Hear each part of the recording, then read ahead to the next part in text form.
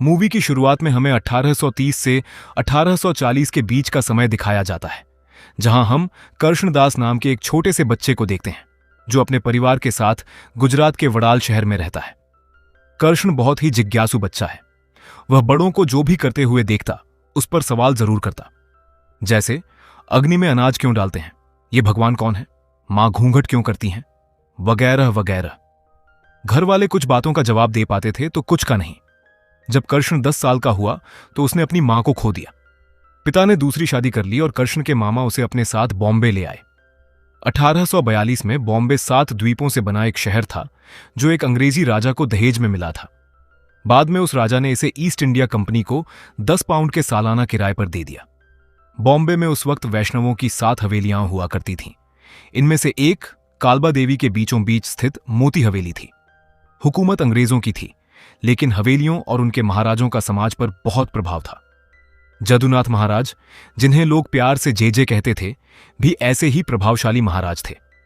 अब कृष्ण बड़ा हो चुका था और बॉम्बे का हिस्सा बन गया था। अपने आसपास के समाज को करीब से देखते हुए उसने अपनी खुद की सोच बना ली थी। वह समाज द्वारा बनाए गए नियमों को चुनौती देने से बिल्कुल नहीं कतराता था। सभी को समान समझना, महिलाओं के हक और उनके हित में बात करना, भेदभाव के खिलाफ आवाज उठाना और हर इंसान को बराबर मानना, इन सभी मुद्दों पर कृष्ण खुलकर बोलता था। कृष्ण की क्रांतिकारी सोच दादा भाई नौरोजी जैसे सुधारकों से प्रभावित थी। वह उनके अखबार रस्त गोफ्तार के लिए अक्सर लेख लिखता रहता था।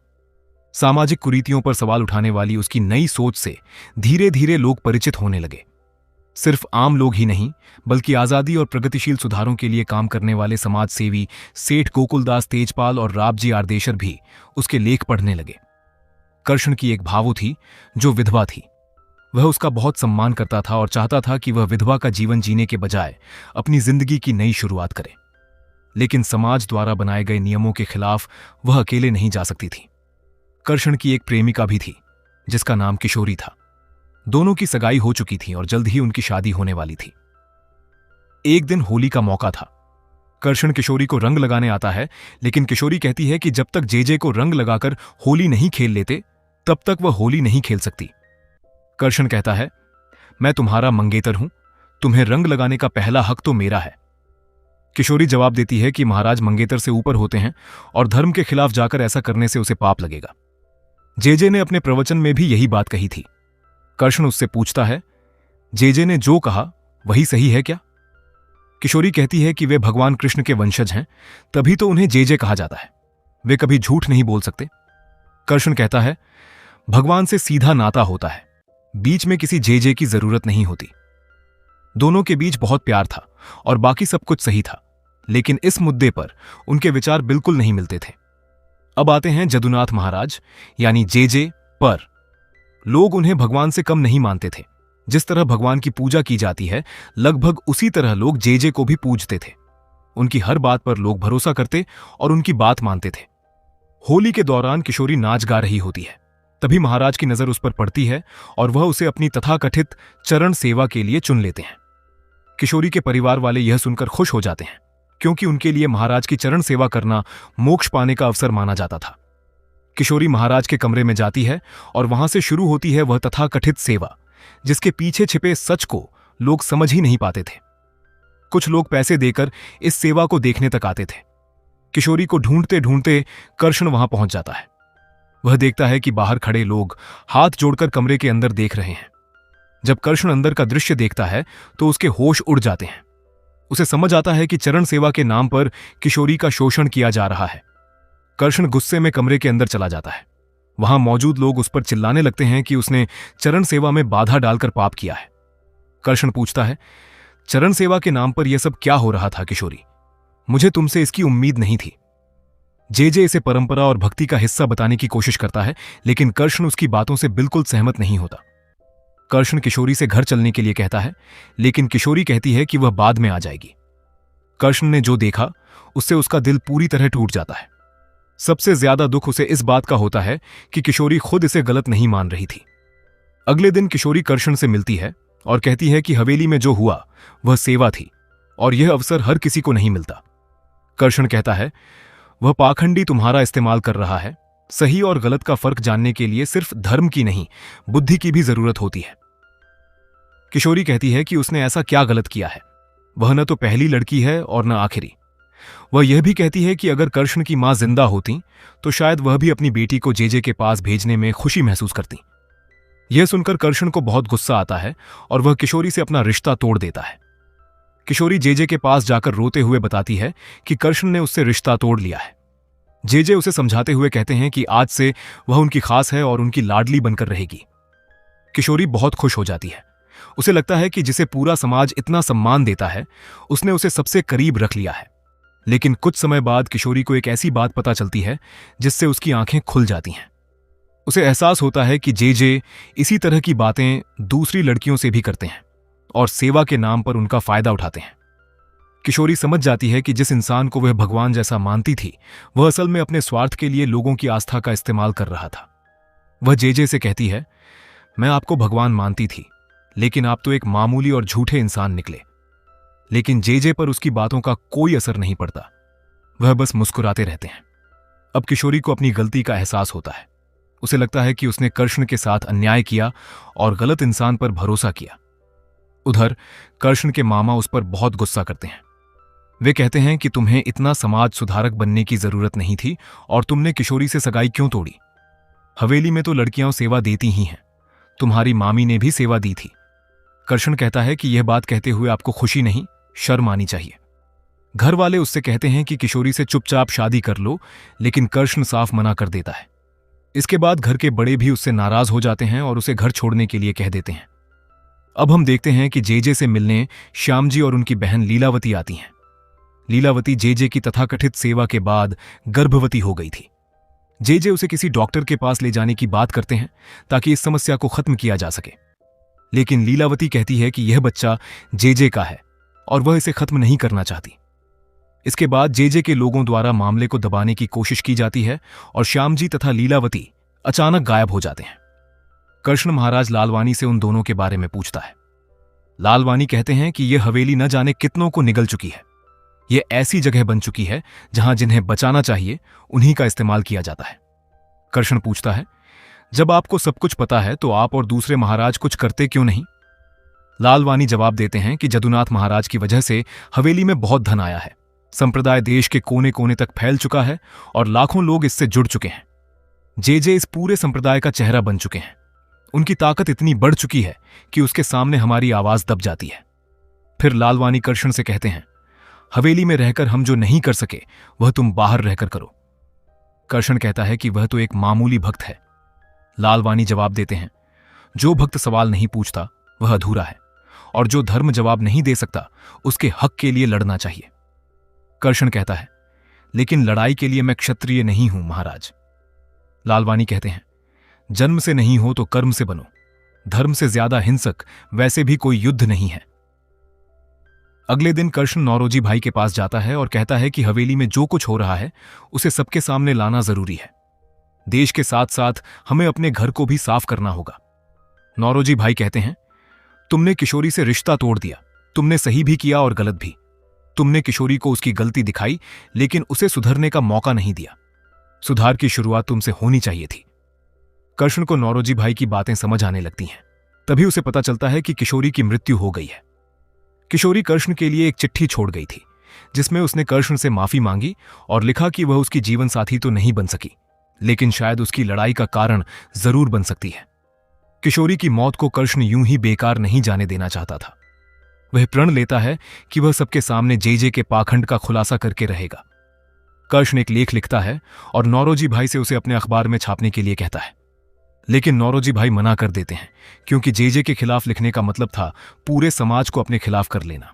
अब कृष्ण फैसला करता है कि उसे अपना अखबार निकालना होगा। वह अपनी पत्रिका का नाम सत्य प्रकाश रखता है और उसमें जेजे के खिलाफ सच लिखना शुरू कर देता है। यह खबर जेजे तक भी पहुंच जाती है।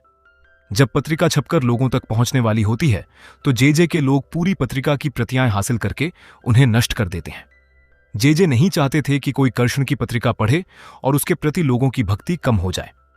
इसके बाद जेजे ऐलान करते हैं कि जब तक कृष्ण उनसे माफी नहीं मांगेगा तब तक शहर की सभी हवेलियों के दरवाजे बंद रहेंगे और कोई भी भक्त दर्शन नहीं कर पाएगा। भक्तों की स्थिति ऐसी थी कि वे मंगला दर्शन किए बिना खाना तक नहीं खाते थे। इसीलिए कृष्ण पर दबाव बढ़ने लगता है कि वह जेजे से माफी मांगे ताकि हवेली के दरवाजे फिर से खुल सकें। लेकिन कृष्ण हार नहीं मानता। वह भगवान की मूर्ति लाकर एक पेड़ के पास रखता है और लोगों से कहता है कि मेरे माफी मांगने से एक बार हवेली के दरवाजे खुल जाएंगे, लेकिन आगे फिर किसी न किसी बहाने से दरवाजे बंद होते रहेंगे। वह लोगों को समझाता है कि भगवान को पाने के लिए किसी एक जगह या व्यक्ति पर निर्भर रहने की जरूरत नहीं है। अगर भगवान हर जगह हैं, तो फिर भगवान का नाम लेकर कहीं भी प्रार्थना की जा सकती है। कृष्ण कहता है कि जितनी हवेली को हमारी जरूरत है, उससे कहीं ज्यादा हवेली को हमारी जरूरत है, क्योंकि भक्तों की भक्ति और भेंट से ही उनका पूरा तंत्र चलता है। तभी भीड़ के बीच से विराज नाम की एक लड़की सामने आती है।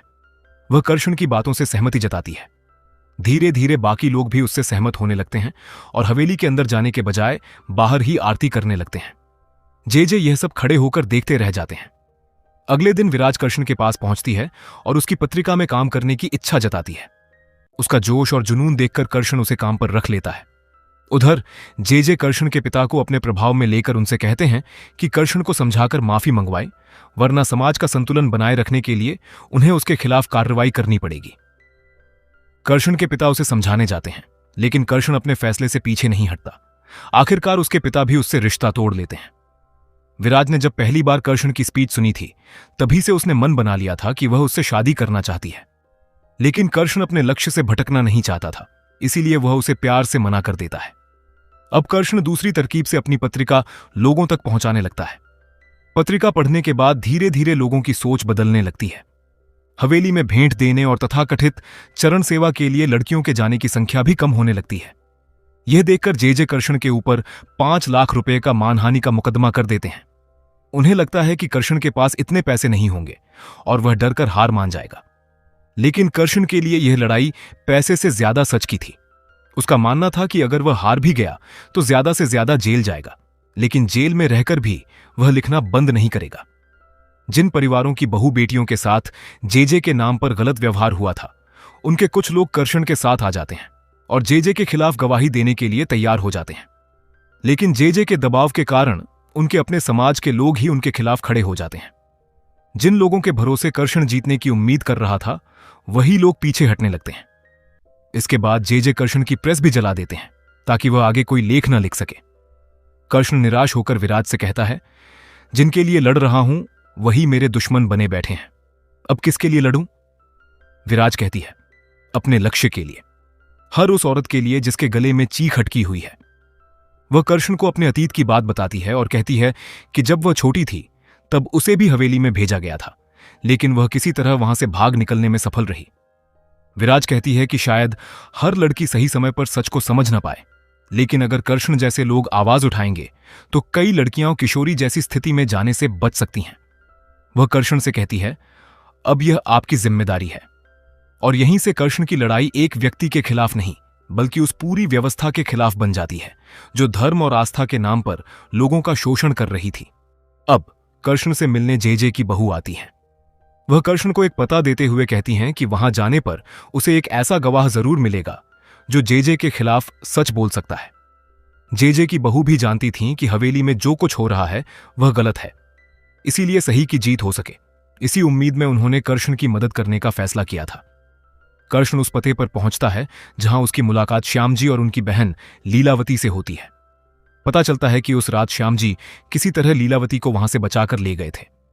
अब दोनों जे के खिलाफ गवाही देने के लिए तैयार थे। इस बीच सत्य प्रकाश पत्रिका अब नौरोजी भाई की प्रेस में ही छपने लगती है, इसीलिए जे कृष्ण की आवाज को पूरी तरह दबा नहीं पाते।